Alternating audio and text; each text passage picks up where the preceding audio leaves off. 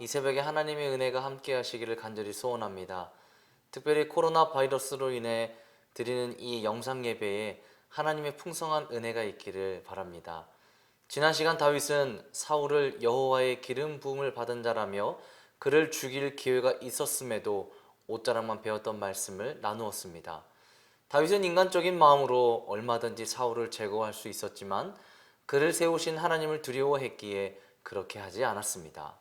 성도들의 삶이 하나님의 주권으로 통치받은 삶임을 기억하시면서 어떠한 일이든지 하나님을 경외하는 삶이 되시기를 바랍니다.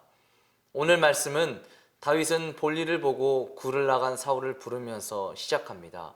8절에 그 후에 다윗 또 일어나 굴에서 나가 사울의 뒤에서 외쳐 이르되 내 주 왕이여 하매 사울이 돌아보는지라 다윗이 땅에 엎드려 절하고 라고 말씀합니다.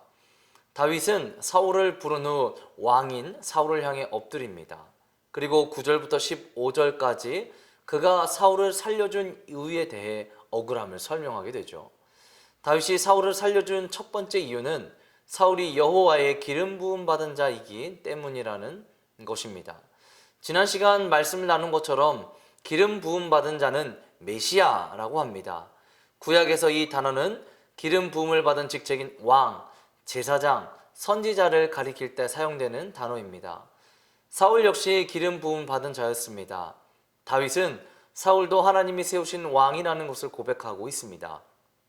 비록 사울이 이스라엘을 하나님의 의도대로 제대로 된 통치나 다스림을 하지는 못했지만 그는 여전히 하나님께서 기름 부으신 왕이라는 사실이었습니다.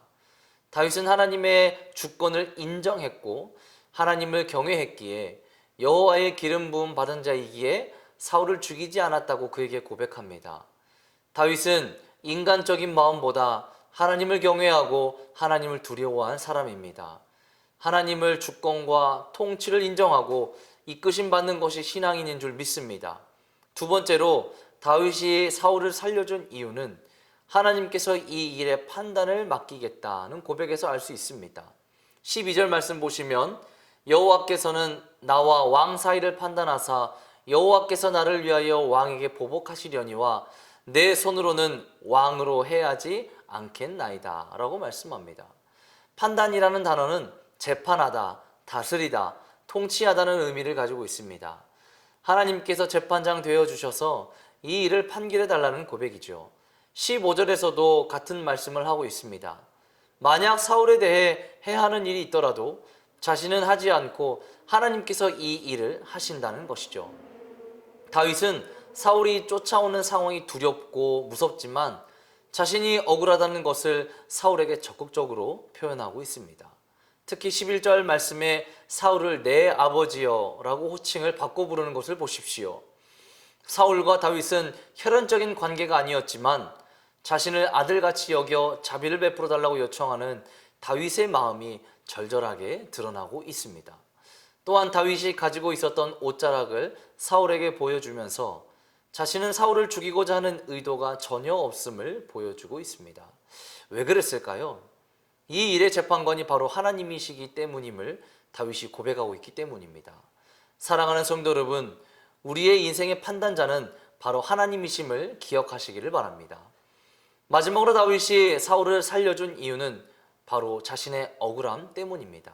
15절에 그런즉 여호와께서 재판장이 되어 나와 왕 사이에 심판하사 나의 사정을 살펴 억울함을 풀어주시고 나를 왕의 손에서 건지시기를 원하나이다 하니라 라고 말씀합니다. 다윗은 사울을 살려줌으로 자신이 처한 상황이 억울한 상황이라는 것을 토로했습니다. 다윗이 사울을 굴에서 죽일 수도 있었지만 그의 옷자락을 보여줌으로써 비록 원수이지만 죽일 이유가 없었던 것임을 보여주었습니다.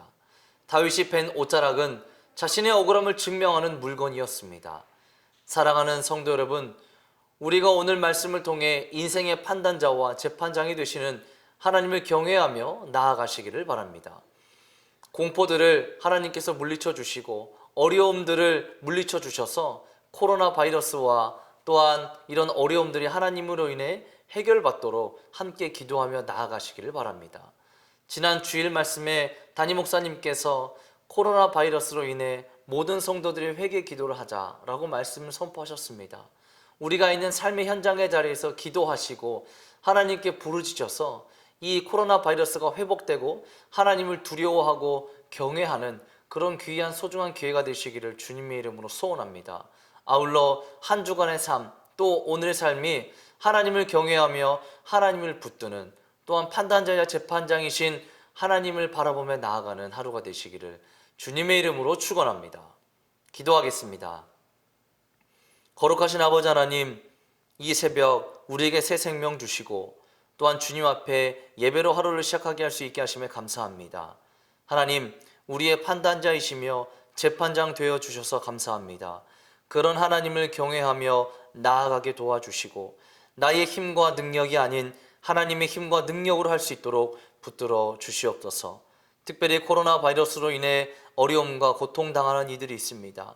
또한 모든 예배가 중단되고 사람들의 오고 가는 것이 발걸음이 끊기고 있습니다.